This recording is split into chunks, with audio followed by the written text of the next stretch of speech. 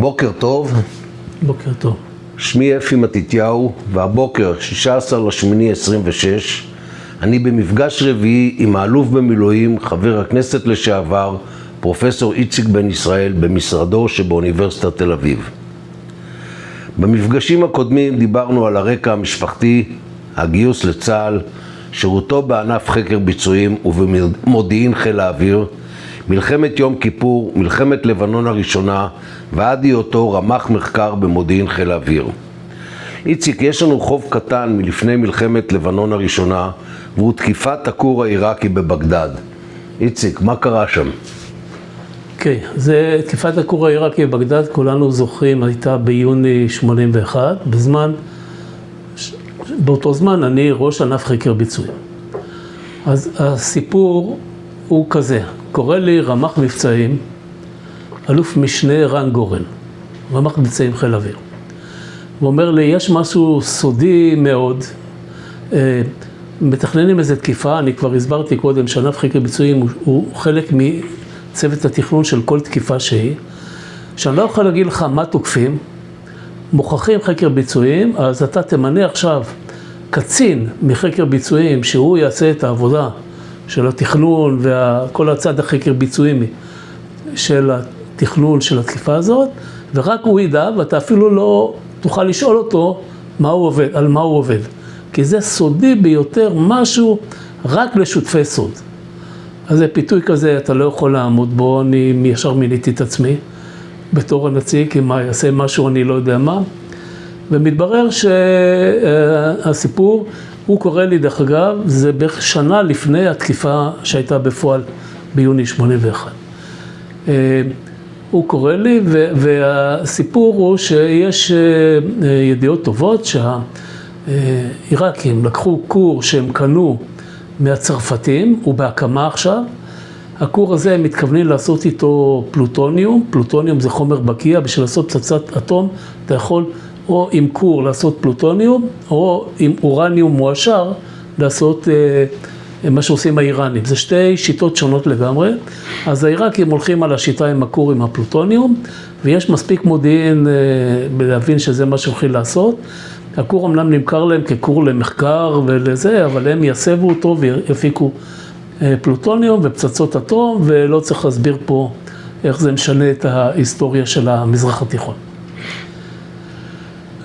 את הצוות מנהל בהתחלה בכלל רח"ט מבצעים של המטה הכללי, כי בכלל לא ברור, בשלב הזה אני מדבר לך שנה קודם, שזה הולך להיות, בסוף אנחנו כולנו יודעים, באו מטוסי חיל אוויר, הפציצו את הכור, אבל בכלל לא ברור שזה האופציה, כי יש עוד אופציות אחרות, הן רלוונטיות דרך אגב היום לכל מבצע שעושים, החל ממבצע קרקעי ועוד בכל מיני דברים שעד היום אני לא כדאי לדבר עליהם, ולכן מה שעושים ברמת המטה הכללי, רח"ט מבצעים, זה בוחנים את כל האופציות האלה, ולאט לאט אנחנו מתכנסים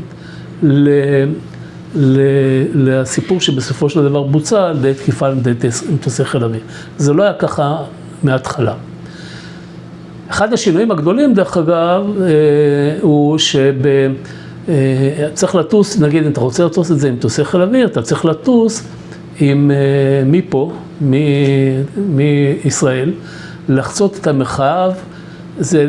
במפה זה נראה כאן, אתה עושה קו ישר בין מרכז הארץ ובין בגדד, אבל זה נתיב לא טוב, כי אתה צריך לחצות בו את ירדן, ויש לך סיכוי שהירדנים יגלו אותך, וירדנים אנחנו אף פעם לא זלזלנו בהם, אז צריך לבוא באיזשהו נתיב שאין מקמים בדרך, הגילוי הוא נמוך, כל הדברים שהם די ברורים מאליהם, אבל זה הנתיב כמעט מתארך בהרבה יותר ממה שאתה רואה בקו ישר,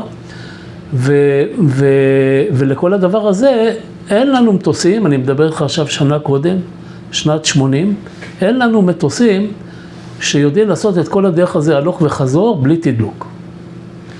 ולכן נשקלו ברצינות בהתחלה לא אופציה אווירית בכלל, אלא אופציות אחרות אלטרנטיביות. בשנה קודם, 79, פורצת המהפכה האיראנית, השח מואף מהכיסא שלו, זה מהפכה שאחת הסיסמאות שלה היא נגד ארצות הברית, מהפכה שיעית שעד היום אנחנו עוד מתמודדים איתה, וכתוצאה מהדבר הזה מפסיקה תמיכה והציוד, אספקת האמל"ח האמריקאית לאיראן, ובין היתר נתקעים עסקה שהאמריקאים הכינו, מטוסי F-16, למסור לאיראנים, ושם אי שם מסיימים את פס הייצור, ומה, לא נותנים אותם יותר, כי זה עכשיו כבר שלטון אחר. מפקד חיל האוויר התנדב במרכאות, האלוף דוד עברי, הוא מפקד חיל האוויר בזמן הזה, התנדב שאנחנו נקבל אותם במקום האיראנים, ופתאום הגיעו לנו מטוסי F-16, ולפי הספר לפחות, מטוסי F-16 יכלו בפרופיל טיסה מסוים להגיע עד המטרה בבגדד ולחזור בלי תדלוק אווירי. כי תדלוק אווירי הוא מאוד בעייתי, איפה נעשה אותו? מעל ירדן, מעל עיראק, מעל סעודיה? זה לא, כן, תדלוק אווירי, אם אתה לא יכול להלוך חזור, אתה צריך אי שם באמצע הדרך לעשות תדלוק, לא כשכבר הגיעו לישראל בחזרה, ולכן זה העמיד בסימן שאלה גדול את כל האופציה האווירית הזאת. אבל ברגע שהיה לנו F-16 והתחלנו לעשות מודלים, זה הכל, המטוס חדש, לא מוכר כל כך טוב, היו 100 טייסים שלמדו בארצות הברית לטוס על המטוס הזה, ורק הם ידעו, והאם באמת הוא יכול לטוס מרחק כזה ולהגיע עם דלק, עם יתרת דלק מספיקה חזרה לארץ. אז גם אפילו החישוב התיאורטי הראה שבטח לא את כל הדרך והלוך וחזור בנמוך, השאיפה הייתה שהמטוסים יטוסו נמוך כדי שלא יתגלו על ידי המקאמים וכל הדברים האלה. אז עד למטרה אפשר להגיע נמוך, שאחרי שמפציצים אותה צריך להתרומם ולחזור כבר בגובה. עכשיו תחזור מעיראק בבגדד, זה בצד ההוא של עיראק, הצד הרחוק מאיתנו. תחזור משם לישראל בגובה, יש מספיק מדינות באזור שישאלו, רגע, מה זה בגובה? זה אומר, מקאמים מגלים אותך? גם מגלים אותך, יכולים ליירט אותנו בכלל לסורים, או תלוי איפה אנחנו נעבור, כן? או מישהו כזה, מה שדרך אגב כמעט היה. אני רק פה נקדים שאני לא אשכח אחר כך, שבאמת בדרך חזור, שהסורים ראו שחוזרים מטוסים בגובה מעיראק לזה, לישראל, אז הם שלחו מטוסי יירוט שלהם, שטסו, הגיעו עד לדרום סוריה ולא ראו מטרות כי אנחנו בחרנו בנתיב אחר,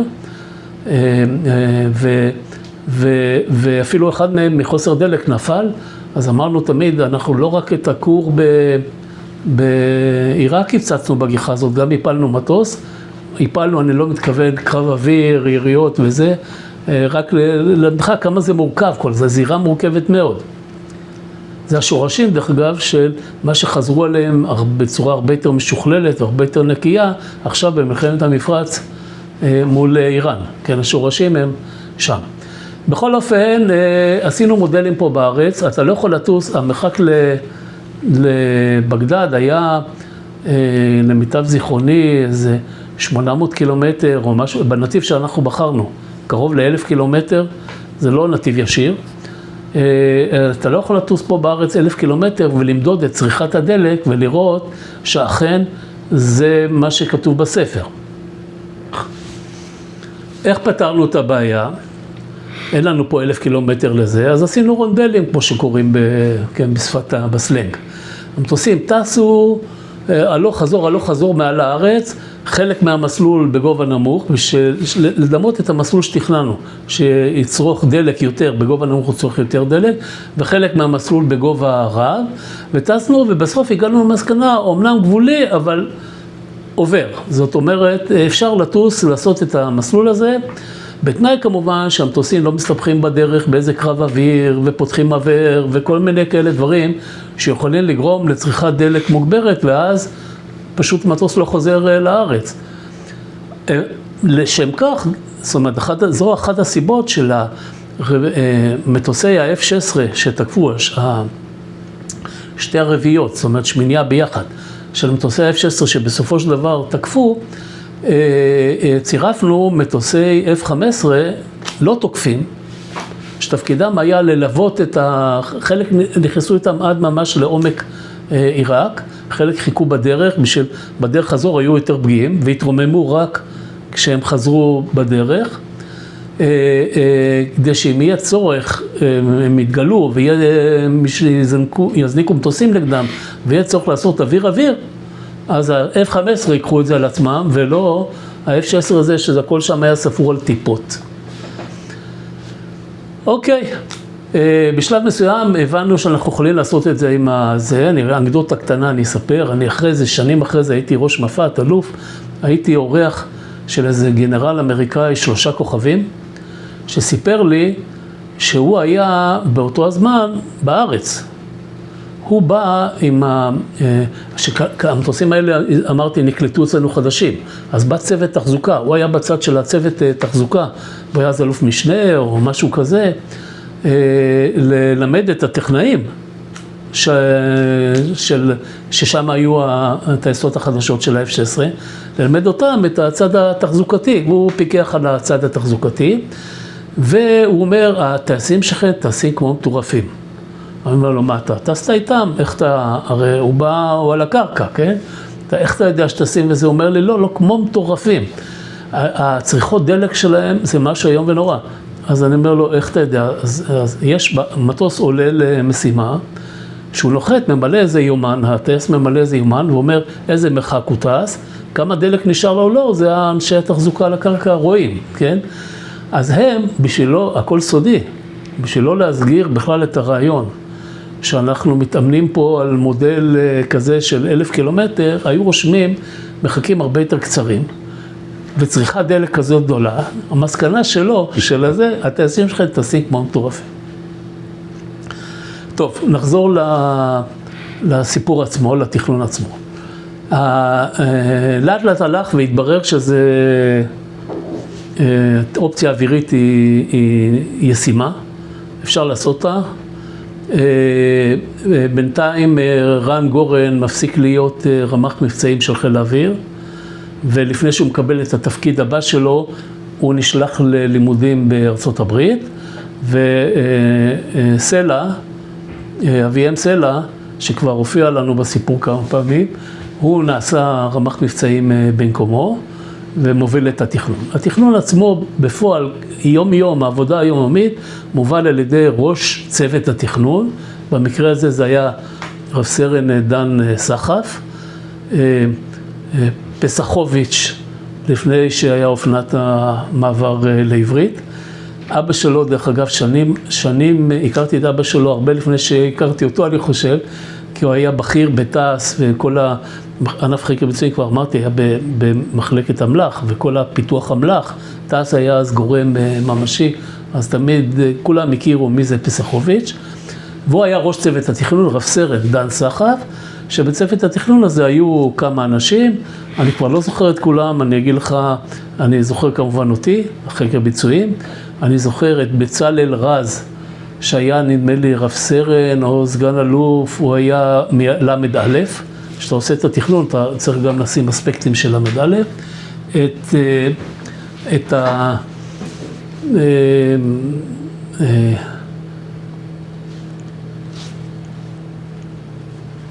וכמן המבצע, שמאי גולן, סגן אלוף שמאי גולן, שהיה ראש ענף באל"ק מודיעין של חיל האוויר. והיו עוד אחרים. בכל אופן עבדנו על זה הרבה, ובסופו של דבר הגענו לאיזשהו תכנון מתקבל על הדעת. קודם כל שאלה, כמה מטוסים צריך בשביל לפגוע בכור? הכור, אנשים חושבים שכור זה בניין גדול שעומד מעל אדמה, נכון? שיש שם גם בניין גדול שעומד מעל אדמה, אבל כשאתה פוגע בבניין, אתה לא בעצם משבית את הכור, כן? אתה עושה חור בבניין, אז יכול להיות שחלק ממנו אפילו נהרס. הכור זה, מה שחשוב בכור זה מה שקוראים ליבת הכור. ליבת הכור זה דבר לא גדול, כל הגודל שלו זה 2 על 2 על 2 מטר, שזה דבר קטן, זאת אומרת, גם אם אני אקח מטרה, קופסה, תחשוב שאני אקח קופסה 2 מטר על 2 מטר על 2 מטר, שם אותה לא יודע מה, באצטדיון רמת גן באמצע הדשא, ועכשיו אני אומר להם, תוסעים, תתקפו, הם לא בטוח שהם פוגעים. היום, אנחנו מדברים היום 26, יש נשק חכם, אתה נועל את הטיל או את הפצצה על המטרה וזה מתביית עליה.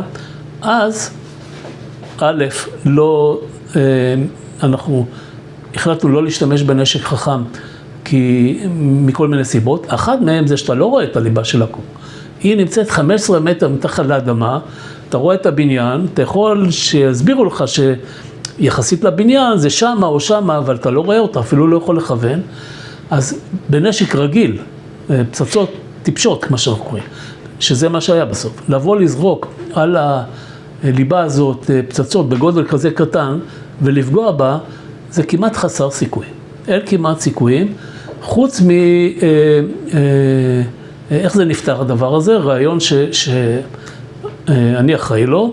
הרעיון הוא כזה, הליבת הכור היא למטה, 15 מטר מתחת לאדמה, עליה יש בניין. בבניין יש בו חדרים של בקרה וכל מיני כאלה דברים, הכל מסביב מה שצריך, ובאמצע זה כמו הבור של חיל האוויר, באמצע זה חלל כזה, הכל, החדרים הם מסביב, ובאמצע יש כזה חלל, ולמעלה הכיפה הגדולה של הבניין.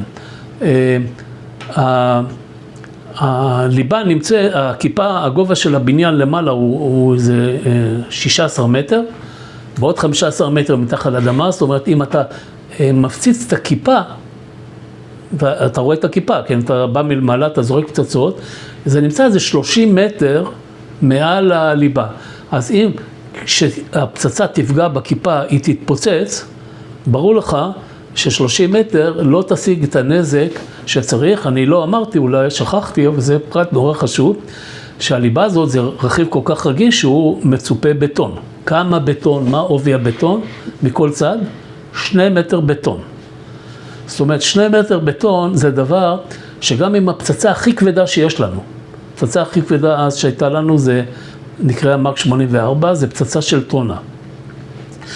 פצצה של טונה, בשביל להשמיד את מה שנמצא בתוך הליבה, צריכה לפגוע פגיעה ישירה בבטון הזה של הליבה.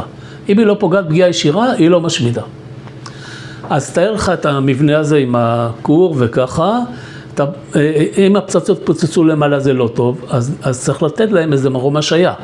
שיפגעו בתקרה וימשיכו והתפוצצו רק למטה. אבל פצצות לא באות ככה. הן לא באות מהשמש ישר למטה באופן אנכי. זווית הפגיעה שלהם, בהתחשב בצורת התקיפה שבחרנו לתקוף, זווית הפגיעה היא סדר גודל של 45 מעלות. זאת אומרת, אנחנו לפגוע במרכז הכיפה, הרדיוס הוא 16 מטר, אחרי פה, הבניין הוא עד לכאן, היא תצא מפה החוצה, לפני שהיא תתפוצץ, תגיע רק למחצית הגובה הדרוש.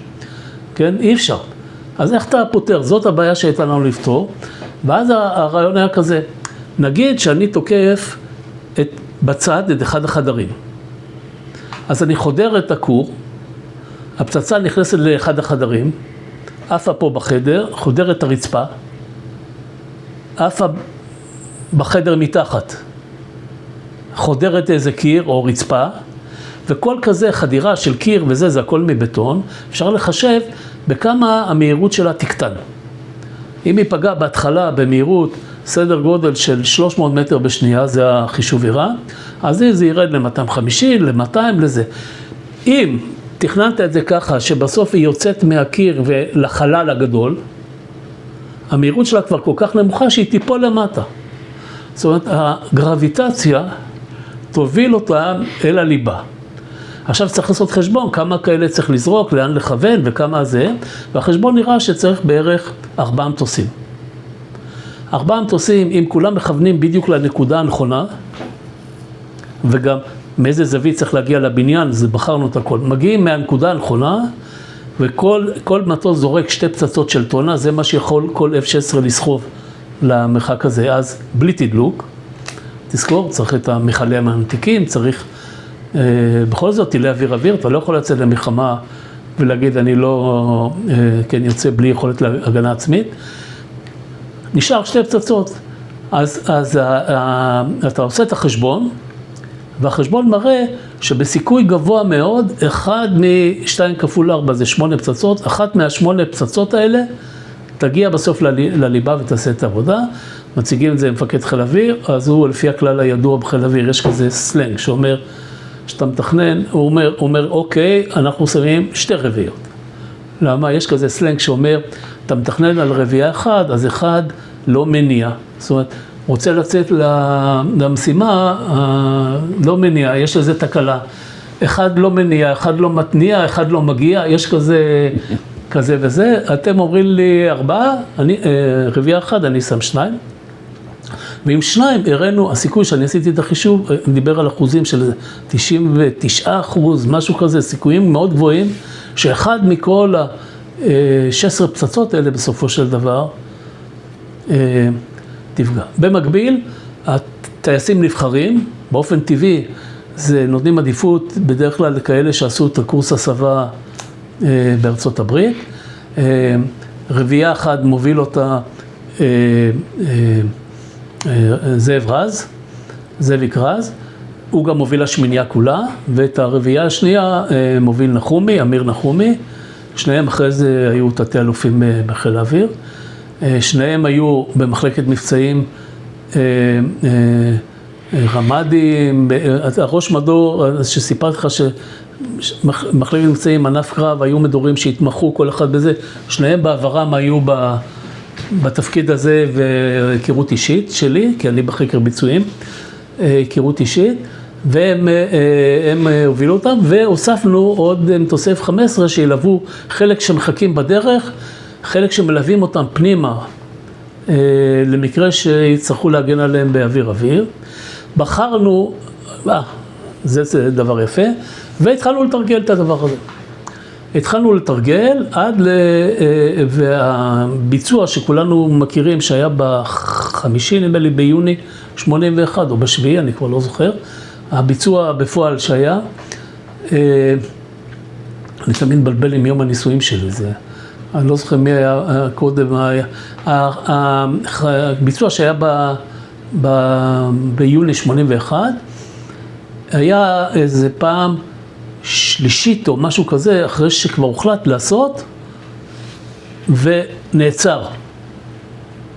נעצר כל פעם מסיבה אחרת. עכשיו, אני אקדים לזה אולי רגע ואני אגיד, שכשזה התגבש והתחיל להיות בזה, אז התחילו להיות דיונים ברמה המדינית, אצל ראש הממשלה בכבודו ועצמו, כי הכל סודי, רק לשותפי סוד, מספר קטן מאוד, האם לעשות את זה או לא, וזה לא דבר טריוויאלי. למשל, ראש הממשלה באותו זמן זה מנחם בגין, שר הביטחון זה מי שהיה פעם מפקד חיל האוויר, עזר ויצמן, לפני שהוא אחר כך נהיה נשיא המדינה, הוא שר הביטחון של מנחם בגין, והוא מתנגד. הוא מתנגד, למה? היו חוות דעת, בעיקר של המודיעין, שכל הדבר הזה ירע את מצבה של ישראל. זאת אומרת, אם נפגע ובזה, אז הם יבנו חדש. אז 5 שנים אחרי זה נעמוד עוד פעם בפני אותו העניין. ואם לא נפגע, אז זה בכלל רע. וחוץ מזה, אנחנו מדברים עכשיו על 81, מתנהלת לה, התחילה לה מלחמת עיראק-איראן, שהיא אסטרטגית טובה לישראל שמלחמים ביניהם, שני אויבים מושבעים שלנו, אז למה לנו להפסיק את זה? יש סיכוי, זו חוות הדעת של המודיעין, יש סיכוי סביר, שאם אנחנו נבוא ונתקוף את הזה, אז יתאגדו כל הנפגעים, ויגידו, אוקיי, מפסיקים להילחם, וזה לא טוב לנו. אז הדברים האלה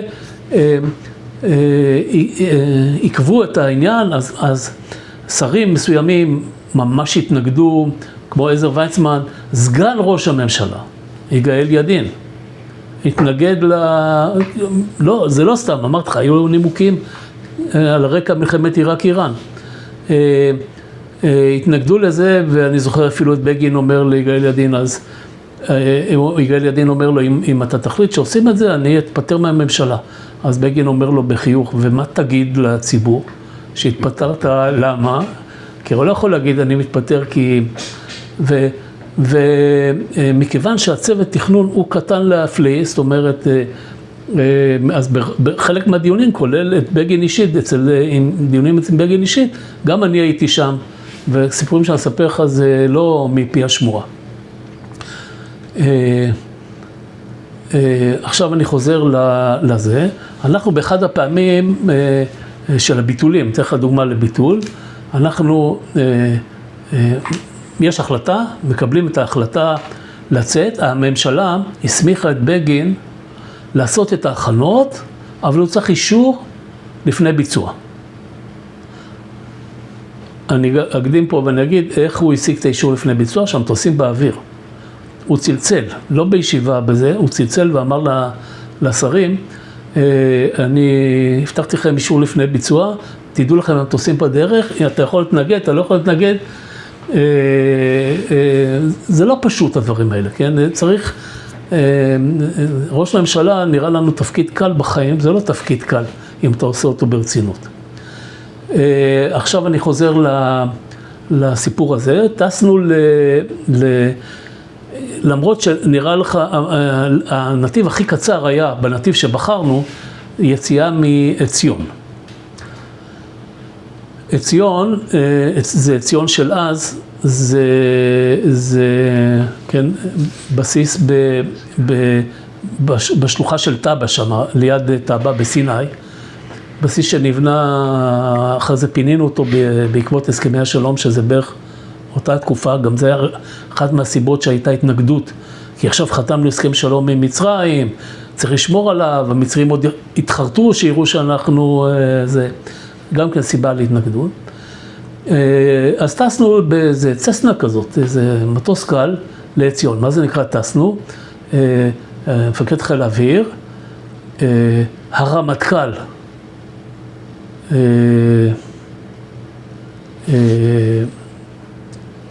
רפול, הרמטכ"ל רפול, מפקד חיל האוויר, רמ"ח מבצעים של חיל האוויר, ראש צוות התכנון דן סחף, היה עוד מישהו שאני לא זוכר, היו 6 מקומות בצסנה, אני הייתי השישי. זאת אומרת, סלע חשב שכדאי שאני אבוא, מה שהוא אמר לי אז, נותן ביטחון לטייסים, לתדריך לטייסים, לפני שהם יוצאים לטיסה, נותן להם ביטחון שיראו שאתה שותף בתכנונים האלה, ולפי החשבון שלי לא ייפגע לנו מטוסים. למה לא ייפגעו לנו מטוסים? דיברתי עד עכשיו רק על החישובים של התקיפה. לא ייפגעו מטוסים כי דיברתי איתך כבר, אם אתה זוכר פעם, על שקף החטף, שאנחנו יודעים, כשיש סוללות טילים, אנחנו יודעים לבוא מכיוון מסוים כזה, שהסוללות טילים לא יפגעו, והמטרה הזאת הייתה מוגנת, לא רק היא הייתה בתוך בגדד, ובגדד בכלל הייתה מוגנת על ידי סוללות מסוג S-23, שהכרנו אותן היטב, זה ההגנה על בגדד, אלא לכבוד הסוללה עצמה, הביאו חטיבת S-6, ומיקמו אותה סביב, במרחקים נכונים, סביב הכור, כדי שלא נוכל, שמישהו יבוא לתקוף,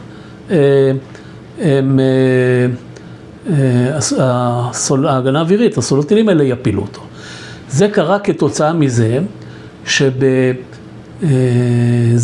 באמצע ההכנות שלנו, עוד לפני שיצאנו לסיפור הזה שתכף אני אחזור עליו, באמצע ההכנות שלנו, האיראנים באו ותקפו את הכור. עכשיו, איך הם תקפו את הכור? הם באו האיראנים ידעו אז, כן, אני לא יודע היום מה הרמה שלהם, ידעו אז שהייתה עם פצצות וזה, זה דבר נורא קשה, לא עלה להם הרעיון של להוביל את הפצצות לזה. אז הדבר שנחשב מדויק יחסית בלוחמת אוויר, אני מדבר איתך על שנות 80, זה רקטות. אז הם באו ויראו רקטות מהאוויר, רקטות ממטוסים, על הכור הזה, רקטות אתה יורה מגובה נמוך וקרוב, והסיכוי לפגוע הוא גדול. באו ויראו רקטות, לא פגעו באיזה, זה בתוך האזור ברובע טוויטה בבגדד, היו כמה מבנים בתוך המחנה הזה, פגעו באיזה מבנה אחר, לא במבנה של הכור, אבל העיראקים כתוצאה מהתקיפה האיראנית החליטו לתגבר את ההגנה האווירית על הכור, הביאו 3 דברים עיקריים שהשפיעו עלינו מאוד. אחד, הביאו את החטיבת S-6, 5 סוללות S-6 בשביל להגן על הכור. 2, בנו חומה מסביב למחנה הזה, המחנה שבו הכור היה. כשאני אומר חומה, זה אומר אפר, ענקית, זאת אומרת, הבסיס שלה היה איזה 30 מטר, הגובה שלה היה איזה 20 מטר, אני לא זוכר כבר את המספרים המדויקים, למעלה כביש, שאתה יכול לנסוע, חומה ענקית, אם אתה בא עם יף רקטות, אתה לא רואה, אין לך קו ראייה בכלל לפגוע בתחתית של הכור, שזה מה שהאיראנים עשו, ועל החומה הציבו אש נ"מ, תותחי נ"מ, גנדישים כאלה, שהיו נחשבים אז, המילה האחרונה בתותחי נ"מ, טילי כתף, חוליות, חיילים עם טילי כתף, כן, שאם מישהו יבוא ויתרומם להם וינסה להפציץ את הכור, אז יראו בו בטילי כתף האלה, ופתאום, עכשיו כל הדבר הזה, דרך אגב, כמה שזה מעניין, התגבור וכל הדבר הזה נודע כמעט במקרה. מה פירוש במקרה? בצוות התכנון שסיפרתי לך שהוקם, בהתחלה הוא היה נורא מצומצם. מה זה מצומצם? הוא היה בהתחלה דן סחף ואני חושב אולי רק שנינו בהתחלה. למה? כי זה היה סודי, עוד לפני שזה הגיע לבשלות. סודי וזה, מכל השאר דיברו איתם ושאלו אותם שאלות אבל ליד, לא בדיוק על הזה, מה לעשות? ודי באקראי נודע, למדן, לק מודיעין אוויר, ידע שיש תגבור סוללות טילים בגלל התקיפה העיראקית, רק אנחנו לא ידענו, זה נודע כמעט באקראי. ומאותו רגע החליט מפקד חיל האוויר, שאין יותר אילתורים פה ולא מספרים, אלא לוקחים צוות מסודר, הזכרתי לך מקודם את השמות, ויש כמן מסודר, ועושים את המבצע, מתכננים אותו כהלכה. עכשיו אני חוזר לטיסה שלנו בצסנה. אנחנו מגיעים לעציון. המטוסים פרסו זה בשבת. המטוסים פרסו בסוף השבוע לפני זה, כי ה-F-16 לא היה F-16 בציון, אז באו מרמת דוד, והיו שתי טייסות של F-16 ברמת דוד, פרסו מציון, מרמת דוד לציון, ותדריך, וככה באמצע התדריך קוראים אני חושב לרמטכ"ל, הרמטכ"ל הלך לטלפון וחזר, בגין דיבר איתי בטלפון, אנחנו לא נעשה את התקיפה היום, היה מתוכנן לעשות היום לקראת הערב, זאת אומרת גם זה היה חלק מהשאלה, הם עושים את זה בערב או בבוקר, תכף אני אדבר גם על זה. לא נעשות, למה? עכשיו מתברר, פרס דיבר עכשיו פרס הוא באופוזיציה. פרס דיבר עכשיו עם ראש הממשלה, ואמר לו שלפי המדגמים, יש בחירות עכשיו בצרפת, לפי המדגמים הולך לזכות בבחירות הנשיא מיטראן. הסיפור היה כזה, כשהתחיל כל הסיפור עם הכור בבגדד, פרס התגייס לבקשת ראש הממשלה ונסע לצרפת, היה לו קשרים טובים, וניסה לשכנע את הצרפתים להפסיק את הפרויקט, כי הפרויקט היה עוד בתחילתו. ובסוף הצרפתים אמרו לו, תשמע, יש חוזה, יש זה, ואנחנו לא מאמינים שהם יעשו מזה פצצה, זה גם לא נתנו להם את כל המרכיבים שצריך לעשות פצצה, אבל אנחנו מבינים את הדאגות של ישראל, ואם ירצו לקנות כור שנית, זה לא נמכור להם. ובקיצור, נשארנו עם הבעיה. ועכשיו הוא מצלצל, עכשיו אני מתכוון, אי שם באפריל או מאי 81, הוא מצלצל לפני התקיפה האמיתית שהייתה, הוא מצלצל לפרס לבגין, ואומר לו, לפי המדגמים של הטלוויזיה, הבחירות נדמה לי מחר או מחרתיים, הולך לעלות לשלטון מיטראן. ומיטראן אמר לי שאם הוא יהיה נשיא, הוא לא ימכור. כן? מה שלא יצא לעשות. מיטראן באמת זכה בבחירות, ופרס נסע אליו, ומיטראן אמר, אני לא יכול להפסיק באמצע פרויקט שחתמה הממשלה הקודמת וזה, אני אעשה הלאה, אני אעזור לכם, אבל לא מעכשיו. ולכן חזרנו עוד פעם לעשות את זה. אבל זה היה לך דוגמה לתקיפה שכמעט הייתה, ופעם אחת היה בעיה של מזג אוויר. כן, אנחנו דרך כלל, אחת סיבות שלא בחרנו בפצצות חכמות גם, זה שקשה לחזות את המזג אוויר מעל המטרה. אז בעיה של מזג אוויר, אז זה בוטל. היה כמה פעמים שחזרנו עם הצסנות, עם הצסנה הזאת, שחזרנו מהתדריך בציון, אמרתי לך, שבת, למחרת בבוקר, יום ראשון, עובדים, אני מחנה את האוטו שלי במגרש חנייה של מטה חיל אוויר, יש אחד, סגן אלוף טייס, בשם אמנון, הוא ראש ענף, אני ראש ענף חקר ביצועים במחלקת אמל"ח, והוא ראש ענף אחר, ענף מטוסים נדמה לי קראו לזה, במחלקת אמל"ח. הוא עומד במגרש חנייה מצד אחד, אני בצד השני, והוא צועק, איציק, מה זה היה אתמול בציון? תקפו את הכור בבגדד?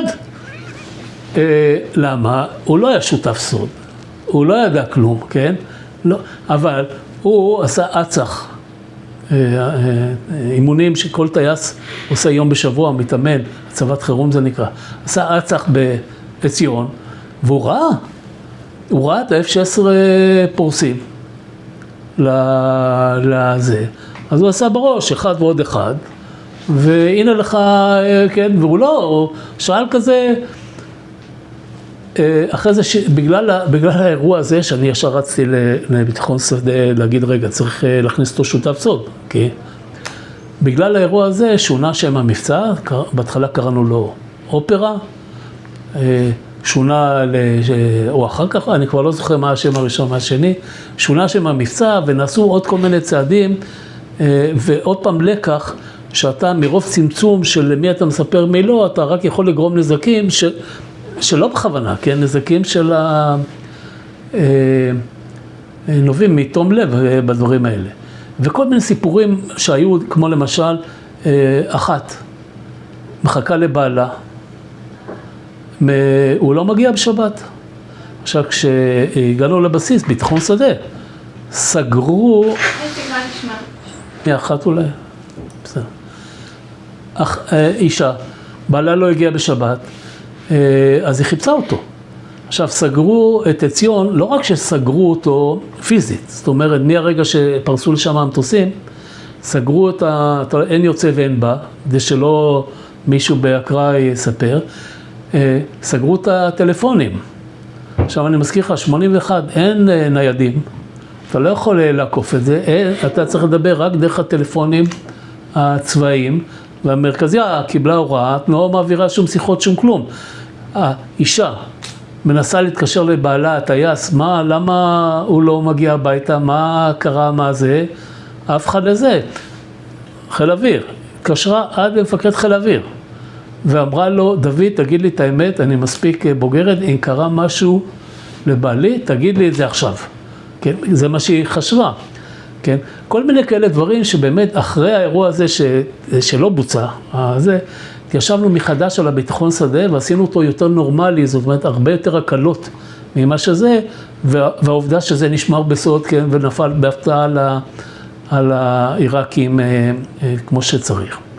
אז בסופו של דבר יצאו המטוסים, טסו, הפציצו, ירו עלינו, אמרתי, טילי הכתף והנ"מ שהיה על החומה, ירו.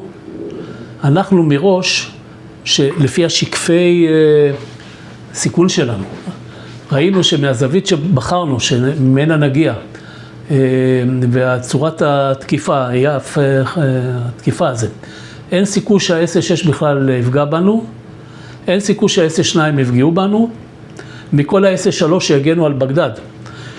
יש אחת בספק, יש לה 5 שניות, אם היא תראה ב5 שניות הנכונות, יש לה, היחידה שיש לה סיכוי תיאורטי לפגוע. אז עשינו, לה נתנו איזו תשובה, תכף נגיד מה התשובה, ולכן את כל המאגרים של המחלים של המוץ, שיש מחלי שהמטוס תוקף, הוא יכול לפזר מהמטוס, מוץ זה נקרא, זה מחזיר מקם שמטעה את המקמים, ונורים שמטעים את טילי הכתף שנורים עליהם.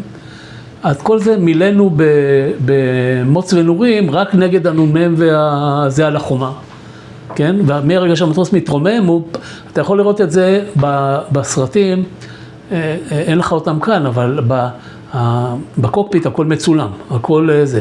אז ברגע שאיזה מקם נועל על מטוס, אז אתה שומע את זה באוזן, זאת אומרת, זה מעביר התראה לטייס, הוא שומע פתאום שמקם נועל על מטוס, ואתה רואה שכל איזה 2 שניות יש נעילה, הפסקה, נעילה, הפסקה. ההפסקה זה בגלל שיצא עכשיו כדור מוץ מהמטוס וניתק את הזה, ובסופו של דבר, כולנו יודעים, טסו 8 המטוסים לשם, לא נפגע אף אחד, חזרנו כמו שצריך. מה עשינו עם הסוללת SA3? זה רעיון שאני חושב היה של נחומי, אם אני לא טועה. הוא מבצע אמנם, הוא טייס, אבל מכלל הקשר שלו לתפקידיו הקודמים במחלקת מבצעים, אז הוא תרם הרבה גם בצד הזה, אמיר נחומי. מטוסי, אמרתי לי שהיה זוג F-15 שנכנס איתם עד הסוף עם ה-F-16, כדי מה זה עד הסוף? לא צריך להיכנס פנימה להפצצה עצמה, כי הוא לא מפציץ, אבל עד לרגע שהם נכנסים פנימה, מתחילים למשוך להפצצה, מה הוא יעשה עד שהם יגמרו את ההפצצה? אז שמנו עליו מכלי למד-א' וכיוונו איזה אות למד-א', סיגנל למד-א' מול ה-SA3 ההיא, שב5 שניות האלה יהיה לה משהו אחר להתעסק עם זה, ולא מה שהיא יכולה אולי לראות במקם, וככה בעצם ידענו די מראש שהסיכוי לפגוע במטוסנו הוא אפסי. עברי נשאל על זה על ידי ממשלה, אתה יכול להבטיח שלא יהיה אחד, עברי מפקד חיל אוויר זהיר, הוא אמר, תשובה נורא מתוחכמת, דרך אגב, אני למדתי המון מכל הדברים האלה, הוא אמר, יכול להיות, לפי חקר ביצועים עשו את החשבון ואמרו שלא ייפגע, אבל לפי הערכה שלי, להתחשב בעוצמה של ההגנה האווירית וזה, יכול להיות אותו נפל כמו שהיה לנו במלחמת יום כיפור, בדוגמל 5 ההוא שסיפרתי עליו את הסיפור. עכשיו, בדוגמל 5, אני מזכיר שהנפל היה בסופו של דבר בערך 5-6%, כן, היה 6 מטוסים מ-100, זה 6.5, אבל זה הסיפור מ-100, זה 6% נגיד, אבל פה יש 8 מטוסים, 8 מטוסים, 10% מ8 מטוסים זה 0.8 מטוס, ו6% זה חצי מטוס. זאת אומרת, אם אתה מכפיל עכשיו, אתה אומר, מה זה נפל כמו כיפור? חצי מטוס. כלומר, או שיפול או שלא ייפול, הממשלה הייתה צריכה להביא בחשבון שיכול להיות שיפול, כי יש לזה השלכות אחרי זה מדיניות וכיוצא בזה.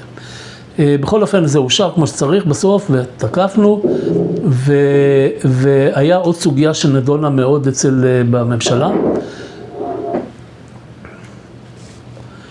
סוגיה שנדונה באמת ברחבה אצל ראש הממשלה, זה האם אנחנו נגיד שהכל יהיה בסדר.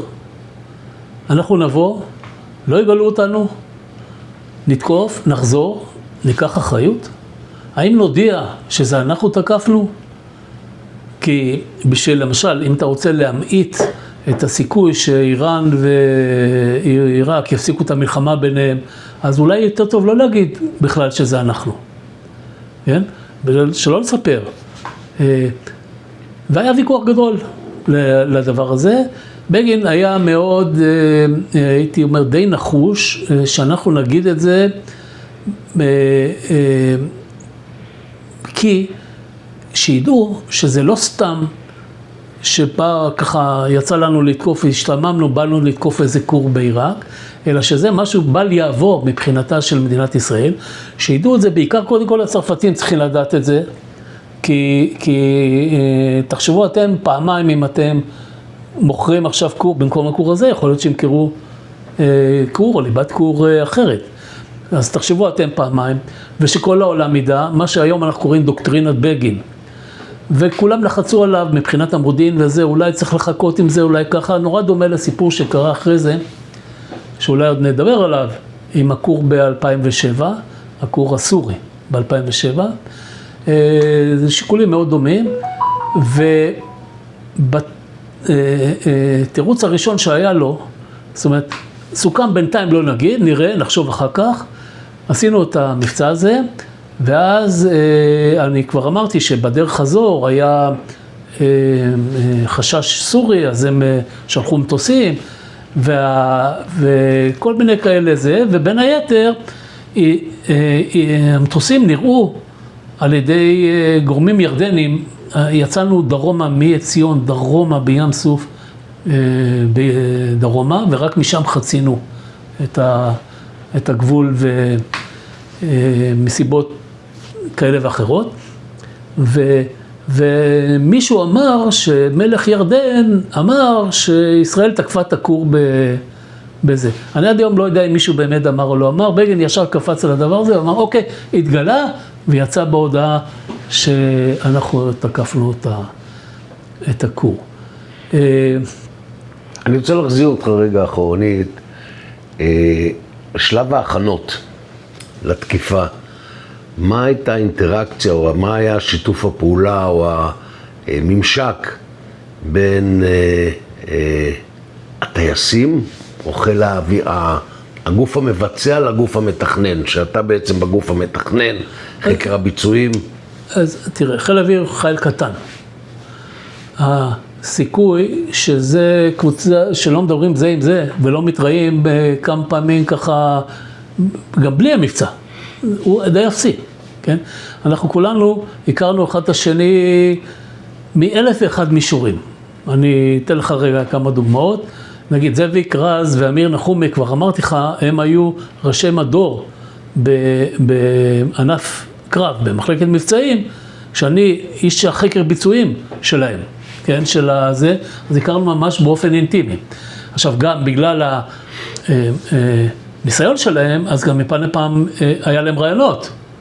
כן, עכשיו רעיונות זה לא יושב בטייסת, חושב עליהם וזה, אתה ישר בא לדבר עם כל מי שמתכנן את המבצע הזה. אני יודע, דובי יופה, אני הזכרתי לך שגדלתי בתל נוף, אני הייתי הילד הכי גדול, והשני היה דובי יופה, זאת אומרת, אני מכיר את דובי יופה מגיל 7, משהו כזה, כן, משם. כמובן, אחרי זה שלא לדבר על נישואים למשפחת ויצמן וכל הדברים הללו. בקיצור, היו שם יפתח ספקטור, כן, יפתח ספקטור היה לפני שרן גורן היה רמ"ח מבצעים, יפתח ספקטור היה רמ"ח מבצעים. כן? אני זוכר את הוויכוחים שלי בתור איש חקר ביצועים, זה עוד בהתחלה.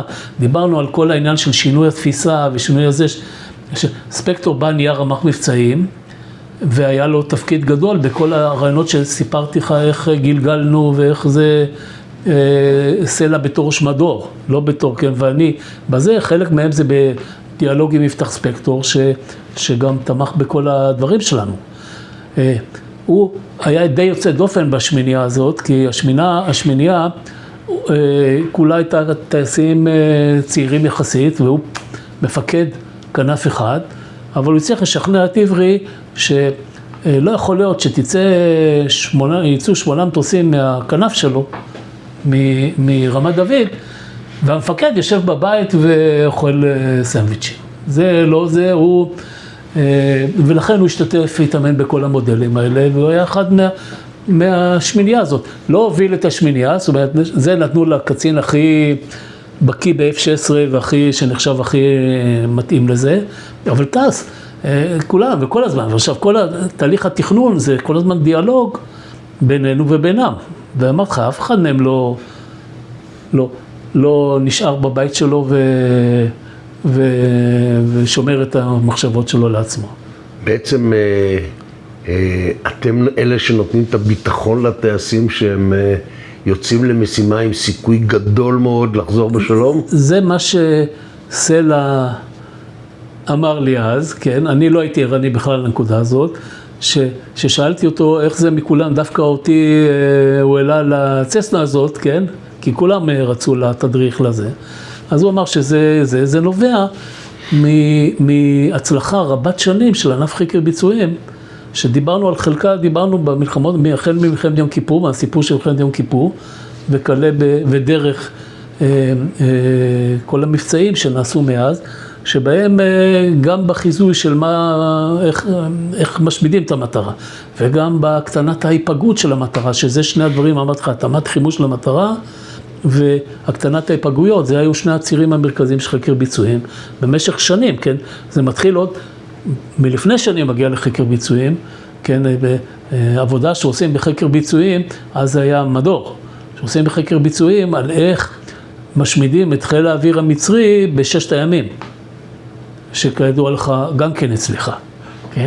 זה לא דבר שנבנה ביום אחד בדבר הזה, ואני גם אמרתי לך שההשערה שלי לבני פלד, למה הוא עשה דיון על המכתב שהוא קיבל מסגן לפני מלחמת יום כיפור, ההשערה שלי הייתה בגלל שהוא המשיך בקו של ללמד את חיל האוויר, לסמוך על חקר ביצועים, כן, משהו כזה. אז זה דבר רב שנים. וכן, זה נגמר בזה שלפני שנתיים בערך, זאת אומרת שנה בערך, אולי שנה וחצי, אחרי פרוץ המלחמה האחרונה שאנחנו נמצאים בה, של השביעי באוקטובר 23, באמצע המלחמה, מפקד חיל האוויר עושה ערב הוקרה לענף חקר ביצועים. כן, איך אני יודע? אני כבר עברתי את הגיל, אבל הזמינו את כל ראשי ענף חקר ביצועים לדורותיהם. זה לא רק לענף, זאת אומרת, לפני ענף זה היה מדור, ובכנס הזה התברר לי גם שלפני שהיה מדור, היה צוות. כן, היה, כמעט מהקמת חיל אוויר היה כזה אלמנט. אז הגיעו כל הוותיקים לזה, ולערב הוקרה שמפקד חיל האוויר. זה לא דבר חד פעמי או משהו כזה. זאביק, הזכרת מתוך השמונה שהתקיפו את המוביל זאביק רז, את ספקטור, את נחומי, את דובי יופי. מי היו עוד ארבעת הטייסים? היו רלק שפיר, עמוס ידלין, חגי כץ, אילן רמון, זהו, עוד ארבעה. כולם הכרתי גם לפני וגם המון שנים אחרי, כן? אחרי זה אני מזכיר, הייתי יו"ר סוכנות החלל ואילן רמון וכל הסיפור הזה, עוד נדבר עליו אולי. יש לך מושג למה דווקא אלה נבחרו? אני בחרתי אותה. נבחרו בעיקר אלה שהיה להם מספיק שעות ושאפשר היה לסמוך עליהם. כן? תזכור, מטוס חדש בחיל אוויר. זה לא היה דבר טריוויאלי. איציק, להערכתך, כראש מחלקת חקר ביצועים, בהערכות לפני התקיפה, אם לדוגמה חקר הביצועים היה אומר שהסיכוי להשמדת הכור הוא קרוב ל100%, אבל הסיכויים שיפלו מטוסים זה שיפלו בערך 2 מטוסים, או סדר גודל של 2 מטוסים. איזה החלטה הייתה מתקבלת? מאוד קשה להיכנס לנעליים של מי שהחליט באמת, ובסוף באמת זה ראש הממשלה בגין.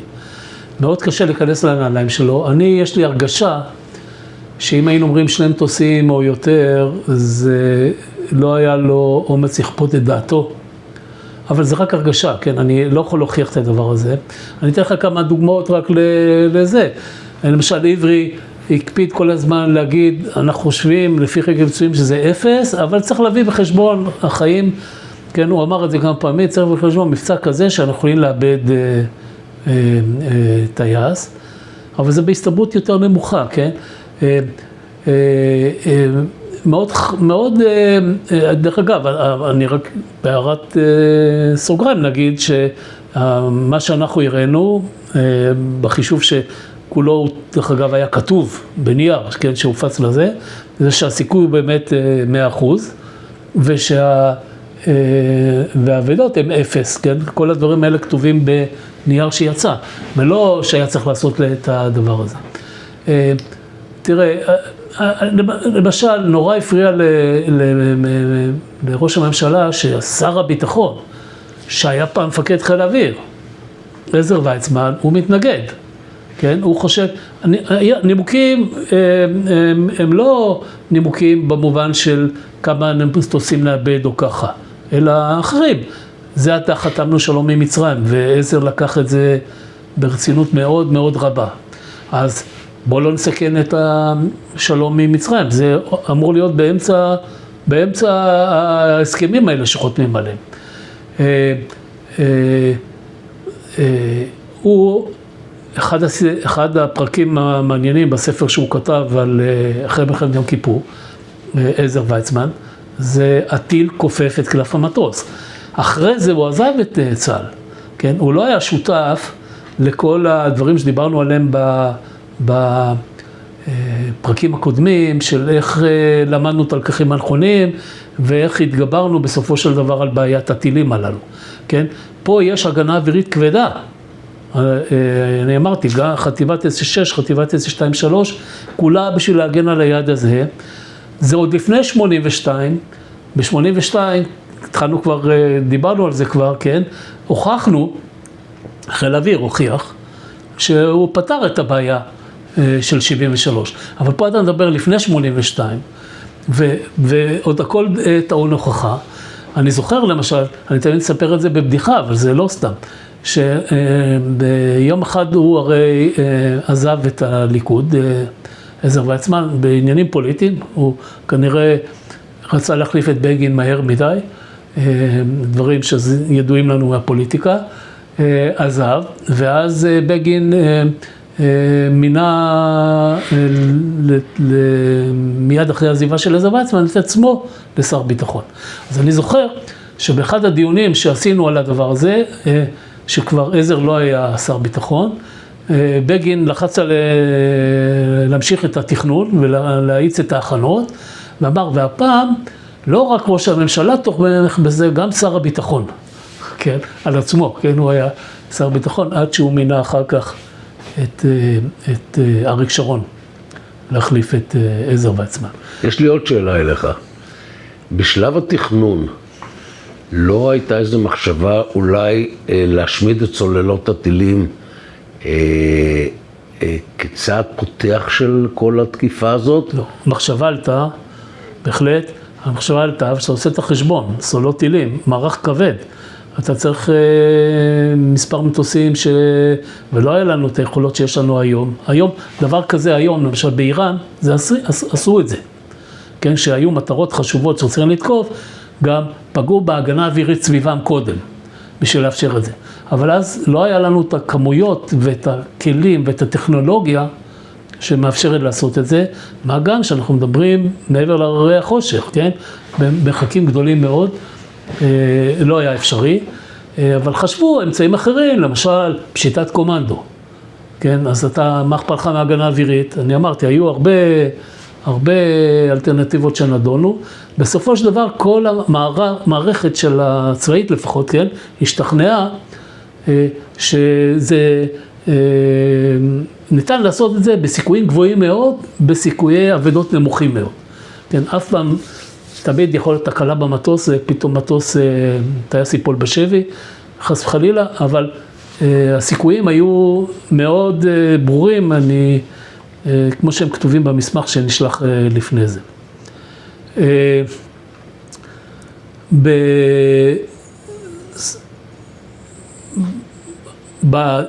דרך אגב, אחרי שהם תקפו והם חזרו, הרבה פעמים בהצלחה, והרבה פעמים שואלים אותי, נו, אז מה, לא היה שום ליקוי בתכנון וזה, הרי תמיד יש דברים שאתה לא שם להם לב, רק שהם היו, גם פה היו, הם לא היו מהותיים. אז אני אתן דוגמה לשני דברים כאלה אולי. אחד, זה באיזה שעה הכי טוב לתקוף, והשני זה בנוגע לדיווח תוצאות התקיפה. אז בואו נדבר על השעה. כן, אנחנו רוצים לתקוף את הכור בבגדד, מתי כדאי לעשות זה? בבוקר, בצהריים, בערב, אחרי צהריים וככה. אז ככה, אם אתה תוקף בבוקר, יש לזה יתרון מבצעי. למה? כשאתה טס לשם, כל הדרך אתה יכול לעשות בחושך. עכשיו, אנחנו רצינו להגיע בהפתעה שלא יגלו אותנו, וכל הדרך בחושך זה נותן לך יתרון, כי חלק מאמצעי הגילוי זה לא רק מקמים, זה גם צופים שיושבים על הגבולות ומדווחים מה הם רואים, אז יש איזה יתרון. לעומת זאת, את כל הדרך חזור אתה תעשה באור. אמרתי לך שחזור זה בגובה פגיע, וגם בגובה זה אומר אנחנו פגיעים, היה להם יותר קל להפיל אותנו, ואם מפילים איזשהו טייס, אז כמובן, אני לא דיברתי על זה, אבל כמובן שהיה צמוד לתכנון גם תכנון של מבצע חילוץ והצלה. זה לא הולך זה בלי זה. אז החילוץ וההצלה יצטרך להתבצע בשעות היום, זה לא דבר טוב, ויש סיכוי שאנחנו נאבד או שיפלו לנו בשבי טייסים. לעומת זאת, ננסה את זה בלילה, אז נסבול מזה שאולי יגלו אותנו בדרך, אז זה פגיעה במשימה. אבל יהיה יתרון שכל הסתבכות וכל שהיא בלילה יותר קל לצאת ממנה. הרבה דיונים עשינו, ובסוף סיכמנו לתקוף בערב, מה שקוראים בשפה המקצועית החיל אווירית, אור אחרון. זאת אומרת, עוד יש אור, לא טוב לתקוף בחושך, כי גם אז תזכור, אנחנו מדברים על 81, אין אמצעי ראיית לילה ודברים כאלה, טייס בעין צריך לראות את המטרה, הוא תוקף, ורבע שעה, חצי שעה אחרי זה, השמש שוקעת, אז תקפנו במשהו כמו חצי שעה לפני השקיעה, ועלינו לגובה וחזרנו לארץ, ונחתנו פה מתי, כמה זמן אתה חושב אחרי השקיעה? גם בחצי שעה לפני השקיעה. למה? שכחנו, הנה לך דוגמה לדבר שלא שמנו עליו לב, שכדור הארץ מסתובב סביב הציר שלו, והמטוסים טסים במהירות די דומה למהירות הסיבוב של כדור הארץ, ואתה טס על זמן, על שעון כמעט קבוע. זה לא לגמרי, זה הלך ונחשך, כן? אבל על שעון די קבוע. רוב הדרך חזרה, אתה עדיין באור. עכשיו, מכיוון שהכל היה בסדר, ולא נפלו מטוסים, ולא זה, אז לא קרה מזה כלום. אבל הנה לך דוגמה הרי ז'ול ורן כתב את הספר 40 יום מסביב לעולם, זה כל הפואנטה שם, כן? שהוא מקיף את העולם, הוא מרוויח יום, והוא מגיע לכן בזמן, שכחתי כבר איך קראו לגיבור הספר, הוא מגיע בזמן כי הוא שכח שהוא הרוויח יום מכל הסיבוב הזה, אז גם לנו זה קרה ששכחנו, למרות שז'ול ורן כבר ידע על זה לפני יותר מ100 שנה. דבר שני, היה מאוד חשוב לתא שמנהל את התקיפה הזו, למה שקוראים תא רמשל"צ, זאת אומרת, מפקד חיל האוויר בבור, שכשהטייסים שהתקפו, ידווחו מיד מה קרה. כי פה זה עניין אז נתנו להם מילון כזה, אם אתה פוגע במטרה בדיוק באיפה שאמרו לך, תגיד אלפא. אם אתה פוגע במטרה ליד איפה שאמרו לך, תגיד בטא.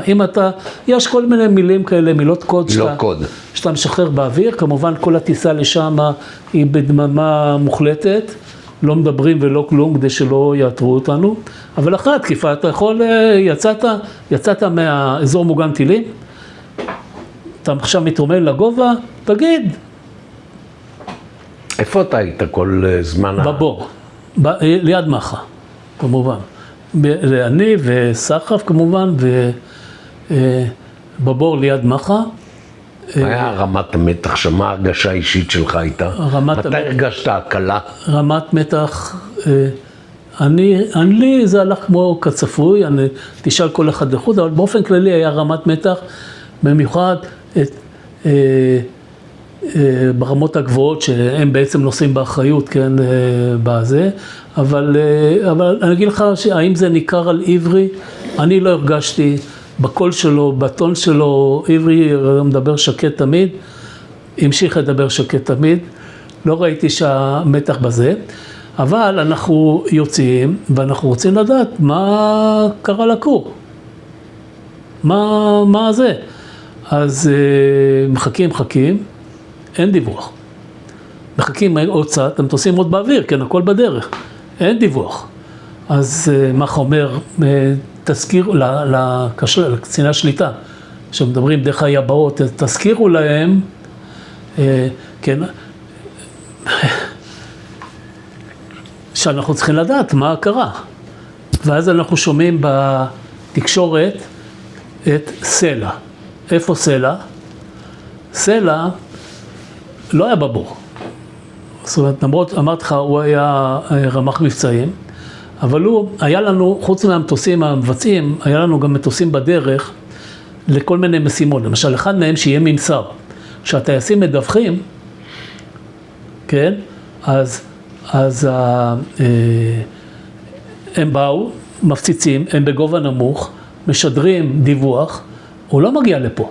כדור הארץ עגול, זה רחוק, הדבר הזה, אז אחרי שהם יוצאים מהמט וזה, יש איזה מטוס שמתרומם בדרך לגובה, והוא קולט את הדיווח מהטייסים, ומשדר אותו חזרה, זה מה שקוראים ממסר, לבור בתל אביב. אז אנחנו שומעים אחרי איזה דקה את סלע בממסר, אומר, המטרה הושמדה לחלוטין. עכשיו מה, בלי קודים, בלי זה, לא, מתברר ששכחנו לשים קוד כזה, המטרה הושמדה לחלוטין, שכחנו לשים, כן? שכמובן שזה הרגע שבו כולם מתחילים לחייך וזה. אחרי זה גם היה לי פה אפילו נדמה לי במשרד, אני לא מוצא את זה עכשיו על הקיר, אבל יש לי את זה באיזשהו מקום, צילום, שנתן לי אותו בזמנו עברי, שהוא קיבל אותו מישהו מחיל האוויר האמריקאי, קולגה שלו, אני נניח מפקד חיל האוויר האמריקאי או מישהו כזה, קיבל אותו של איך המטרה נראית אחרי הזה, כן, זאת אומרת, היא באמת הייתה איי חורבות, הכור הזה, וכידוע לכולנו, גם אפילו לא שקלו לשקם אותו, זאת אומרת, אפילו לא היה נעשה ניסיון לשקם אותו בכלל. בתחקיר, גם עוד דבר משעשע שאפשר לספר בתחקיר, נשאל ראש להק מודיעין, ראובן אייל, תת אלוף ראובן אייל. הוא נשאל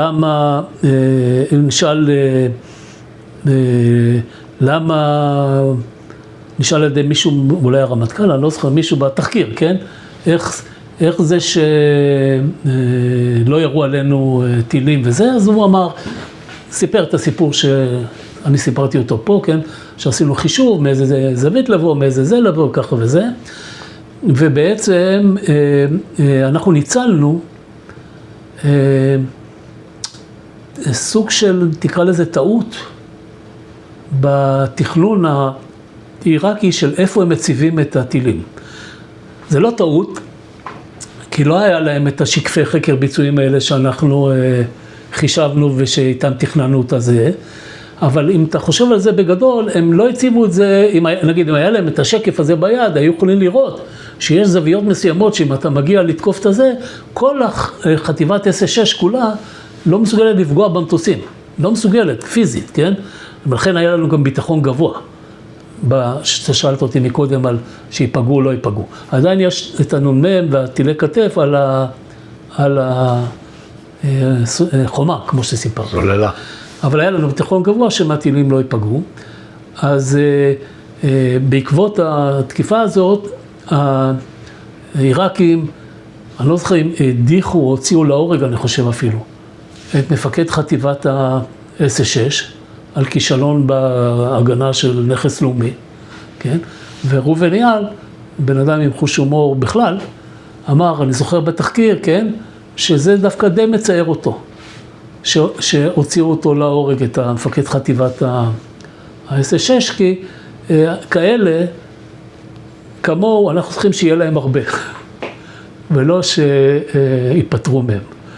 זה מצחיק, אבל זה טוב שזה ככה, ולא הפוך מזה. בגין היה בבור באותו זמן? לא. בגין לא היה בבור בכלל. בור זה מקום צבאי. צבאי, כן, לא היה. שר הביטחון? לא. בגין היה גם בזמן הביצוע, הוא גם שר הביטחון.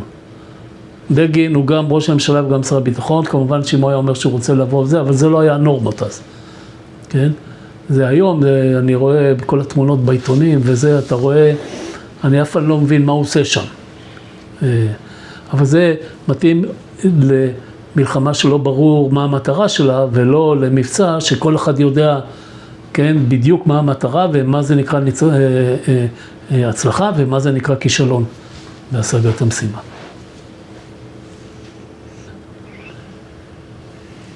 איציק, זה לא יהיה בסדר כרונולוגי, אבל היות ודיברנו והרחבנו על הכור בעיראק, בואו נעשה קפיצה ל-2006. 7. הכור הסורי. כן, טוב, האמת שלמרבה הפלא, למרות שעוברים מ-81 זה 26 שנה בין שני הכורים האלה, סיפורים, יש ביניהם דמיון לא קטן. אז נדבר על הכור הסורי. ראשית, אני אגיד איפה אני באותו זמן. אני כבר משוחרר. אני השתחררתי הייתי ראש מפת עד שנת 2002, ואז השתחררתי ובאתי לאוניברסיטת תל אביב. זאת אומרת, איפה אני באמת? באוניברסיטת תל אביב. אלא, רגע, תיקון קל. אנחנו אולי נדבר על זה אחר כך, אבל לא יכולתי לסרב לבקשתו של אריק שרון, ראש הממשלה, ב-2005-2006, ושקרא לי ואמר לי, אני נמאס לי מהליכוד, ופרס נמאס לו מהעבודה, ואנחנו שנינו ביחד רוצים להקים מפלגה קדימה, ואני מצטט. ואם אני מבקש לך לבוא, אתה תעיז להגיד לא? ככה. אז לא העזתי להגיד לא, והייתי ברשימה, אבל עוד לא הייתי חבר, בזמן של הסיפור של הכור בסוריה, עוד לא הייתי חבר כנסת. זאת אומרת, מה שקרה שהמתנתי, כן, הייתי ברשימה במקום כזה שפרס, אריק שרון כמובן חטף את הסטרוק שאנחנו מכירים, ואולמרט נהיה ראש ממשלה ולא אריק שרון, ופרס בזמן קצר אחרי זה נבחר כנשיא, ומי שנכנס במקומו לכנסת זה אני. אז אני הייתי בהמתנה, זאת אומרת, תכף הולך להיות חבר כנסת, אבל עדיין לא חבר כנסת, וקורא לי ראש הממשלה אולמרט, לחדרו, למשרדו בירושלים. אני מגיע לשם והוא אומר לי, דיברנו על כל מיני דברים, ובין היתר הוא אומר לי, תגיד, שמעת על, והוא אומר לי איזה שם קוד, אני כבר שכחתי את השם קוד, כן? סתם אני אומר עכשיו, העולם ומלואו, זה המצאתי הרגע, כן? אני אומר לו, לא. הוא אומר לי, ושמעת על מבצע כחול לבן? אני ממציא עכשיו שמות, כי אני כבר לא זוכר את הקודים האלה של הזה. אני אומר לו, גם לא. אז הוא נמאס לו, הוא אומר לו, ועל הכור בסוריה, אתה שמעת? ובאינטרקום הוא אומר למזכירה שלו, תגידי שיכניסו, שיבוא הקב"ט ויחתים את איציק על שותפות סוד לכחול לבן, או איך שקראו לזה, אני כבר לא זוכר את זה. טוב, אני אומר לו, מה העניין? הוא אומר, יש כנראה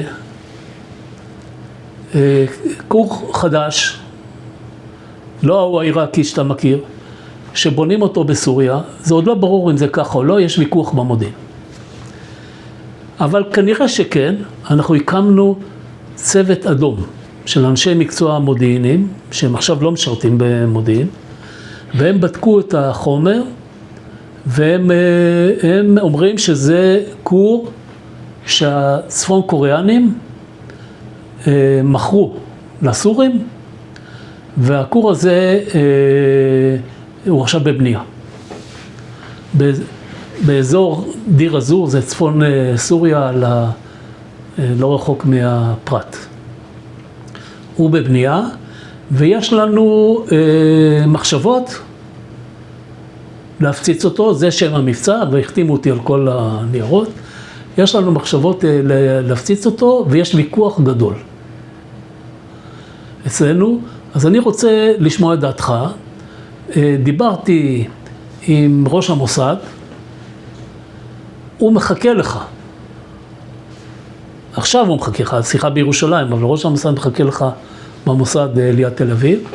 הוא מחכה לך עכשיו, הוא ייתן לך, עכשיו אתה לוקח את האוטו, נוסע לשם, הוא ייתן לך תדריך על מה יודעים, מה לא יודעים, מה הוויכוח, מה ההתלבטויות שלנו, ומשם אתה לא חוזר הביתה, אתה בא לפה עוד פעם, ואתה אומר לי בתמצית את דעתך. מה זה דעתך המבצעית? הוויכוח... הסתברות להצלחה? אז לא הבנתי מה הוויכוח, אחרי זה הבנתי שהוויכוח שבשבילו אולמרט שלח אותי, הוא לא דעתי המבצעית אם צריך לתקוף אותו ככה או ככה, לא עוד פעם לעשות עבודה שעשיתי עושה בצעירותי כחקר ביצועים, אלא אם בכלל כדאי לתקוף אותו או לא, כי יש תכף אני אגיד לך כל מיני שיקולים. לא הכרתי, אני מספר את זה כרונולוגית. אני לוקח את האוטו, נוסע, מגיע למוסד, מאיר דגן.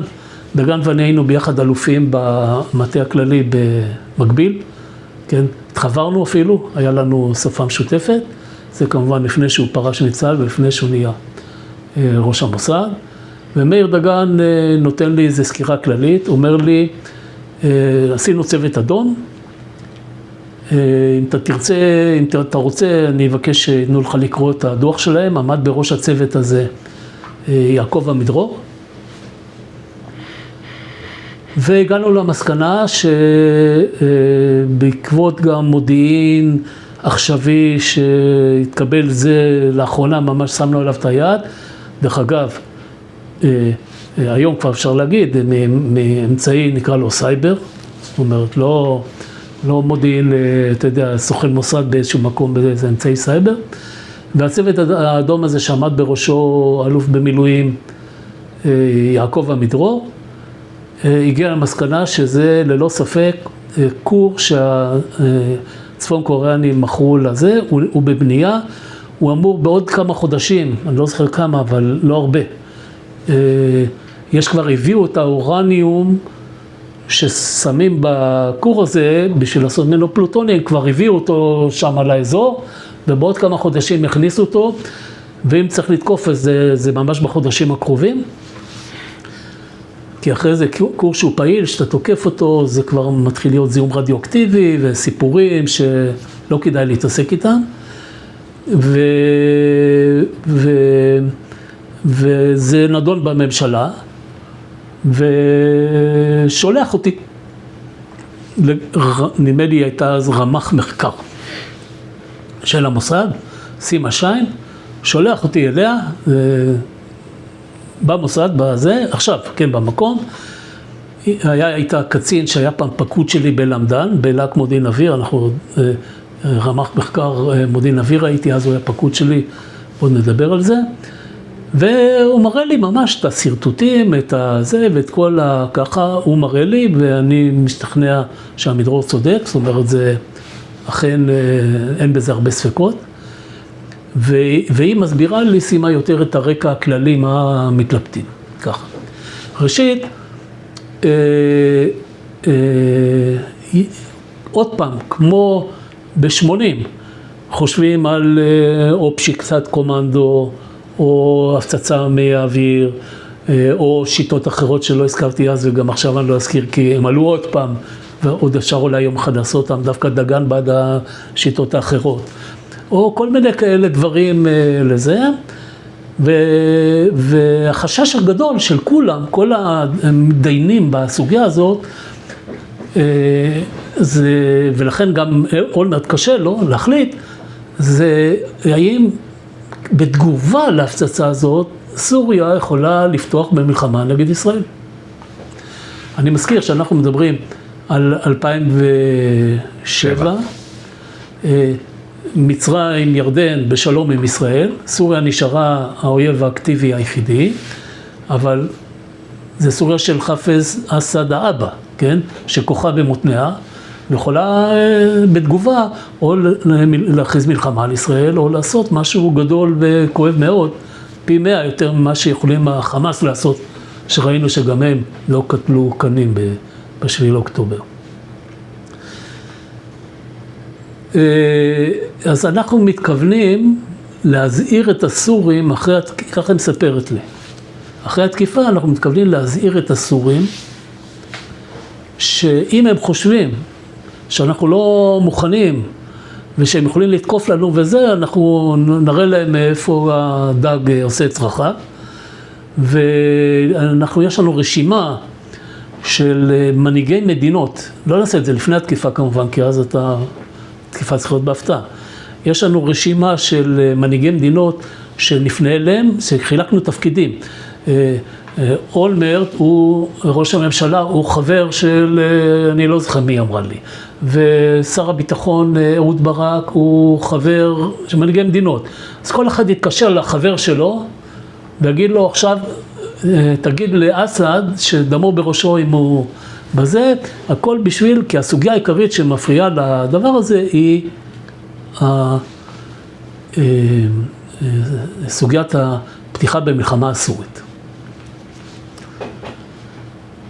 ומראים לי בין היתר סרטוטים, איפה זה, מה הגודל, מה זה, וכמובן מיד אני מלא את שאלות החקר ביצועים באופן טבעי בזה, גומר את הדבר הזה, נוסע חזרה לאולמרט, כמו שהוא אמר לי, אתה גומר שם, אתה בא ישר אליי, אומר זה וככה, הוא אומר לי, אז אני אומר לו, תראה, ראיתי, הוא אומר לי, עזוב, שורה תחתונה, תגיד לי שורה תחתונה, מה צריך לעשות?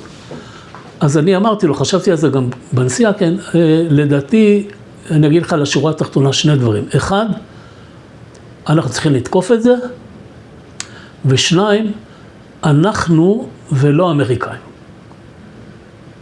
אז הוא אומר לי, למה? אז אמרתי לו, זה כבר עניין כללי ליחסים בינינו ובין אמריקה, שעבר הרבה זמן מאז שאנחנו עשינו כל מיני דברים ששכנעו את האמריקאים, שהאסטרטגיה שלהם של מעין ברית עם ישראל, זו ברית לא כתובה כזאת, היא טובה, ובשנים האחרונות זה מתערער. זה אני מזכיר לך 2007, לא 23. זה מתערער, ואחד הדברים לשקם כאלה דברים זה שאנחנו באים ומראים להם שאנחנו יודעים לעשות דברים שאף אחד בעולם לא יודע לעשות. וכמובן האינטרס של העולם שלא יהיה פצצה גרעינית בידי סוריה הוא ברור מאליו. ואז הוא אומר לי את המשפט המפוצץ הבא. כן, אבל החבר שלך מתנגד. מי זה החבר שלי? זאת אומרת, אני חושב, איזה חבר שלי יש פה בסיפור הזה? דגן אמר לי שהוא בעד, אז חשבתי אולי דגן. אני אומר לו, מי? הוא אומר לי, אהוד ברק. טוב, אז לא, אנחנו לא חברים במובן של ידידות אישית, אבל בהחלט לא הגענו לכל הפרקים האלה, בהחלט כן, כל הפרק השני שלי, של השירות, מאז רמ"ח מחקר ולהק מודיעין אוויר, מאז 91 נגיד, ואילך הוא קשור הדוק באהוד ברק, אז במובן הזה החבר שלך. הוא מתנגד. הוא אומר שאנחנו לא צריכים לתקוף. אז יש לי משימה בשבילך. הוא מצלצל, במקום הוא מצלצל לאהוד ברק, ושאל אותו אם הוא מוכן להיפגש איתי היום.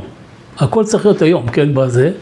ואני נוסע עכשיו עוד פעם מירושלים לדירה של אהוד ברק פה במגדל בתל אביב.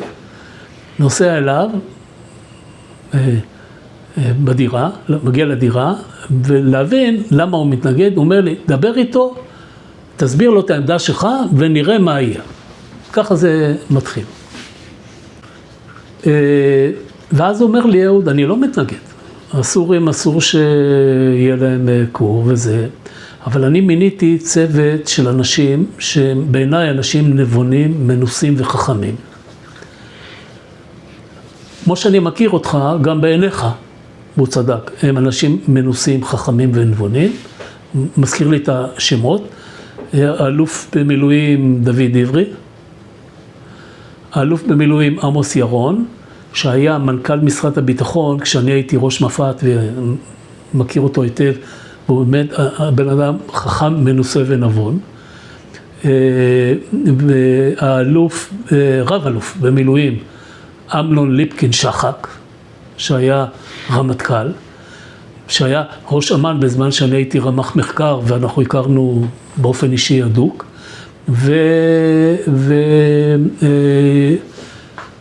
אורי שגיא, אייזנברג, שהיה גם ראש אמ"ן, באמת 4 אנשים שאין אחד בעולם, גם אלה ששונאים אותם לא יגידו שהם לא אינטליגנטים ולא מבינים את הנושא הזה, כי זה פה נושא הזה. וזה מה שהם, הצוות הזה ישב, והוא המליץ לי לא לעשות את זה. אז אני הייתי בשוק, כן? כי השיקולים נראו לי די ברורים שאנחנו יכולים לעשות את זה, אז בוא נעשה את זה.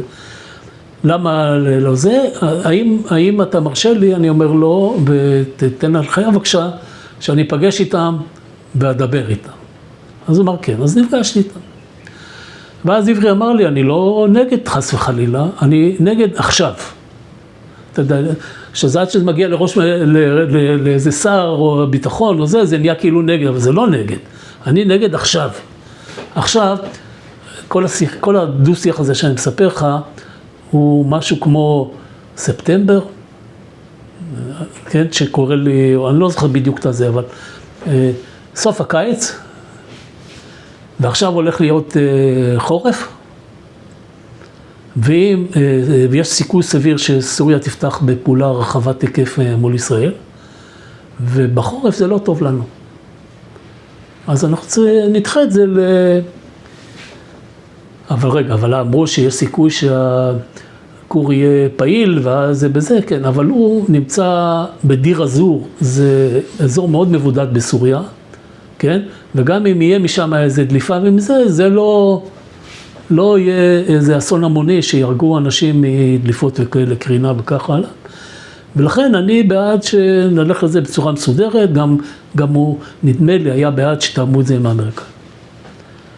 טוב, השני שאני נוסע אליו, בא אליו הביתה, זה עמוס ירון. עמוס ירון לקח לו 2 דקות להבין שאת מה שאמרתי, אמרתי לו כך, וזה הנקודה העיקרית. אמרתי לו, למה שסוריה תצא נגדנו למלחמה? אמרו לי במוסד, שבכל הממשלה בסוריה, יש שר אחד, שהוא שר המודיעין, שהוא יודע בכלל שיש כור קוריאני בבנייה בסוריה. אף אחד בממשלה לא יודע את זה. עכשיו תאר לך, את כל זה אמרתי גם לעברי, כן? אבל לכולם. תאר לך, וגם לברק, כשהייתי אצלו בבית. תאר לך שאנחנו באים, מפציצים,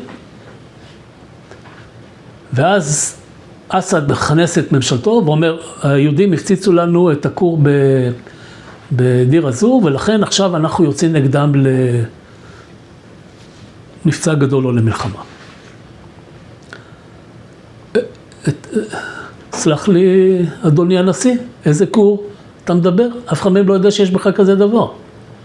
גם בנית כור, גם הפציצו אותו, וגם עכשיו אתה יוצא למלחמה, כן, בדבר הזה. זה כמעט בלתי מתקבל על הדעת. אמנם אסד די יכול לעשות מה שהוא רוצה בסוריה, אבל זה כולם, זה החברים שלו, זה לא המתנגדים שלו, כן? זה כולם אנשים, איך זה קרה בכלל? אני חושב, ככה אמרתי, שאם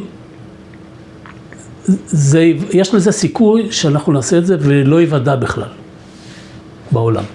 אבל אם זה ייוודע, שאסד יכחיש ויגיד, לא תקפו שום כור, אל תבלבלו את המוח, תקפו, ככה אני אמרתי, אתה יכול לשאול הרבה אנשים שאמרתי להם את זה, תקפו תחנה לייצור קמח על הנהר. תחנת כזה, אתה יודע, מייצרים קמח הידראולי, כן, מתוכנים בזה, לייצור קמח. ולא פתאום עכשיו להגיד, רגע, אני מצטער, לא סיפרתי לכם, לא זה, לא ככה ולא פה.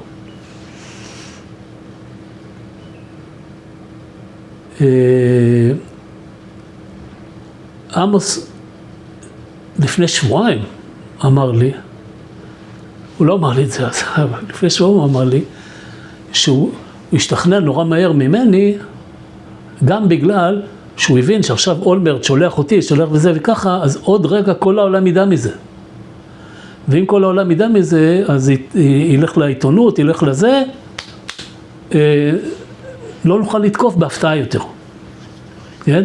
לא חשוב, גם זה עזר לו, אבל זה לא מה שהוא דיבר איתי אז. ובסופו של דבר, הוא עוד מהדירה שלו, כשהייתי אצלו שם בדירה, צלצל לרל"ש או מזכירת, אני לא זוכר, ראש הממשלה, להגיד שהוא רוצה לדבר איתו, הוא שינה את דעתו.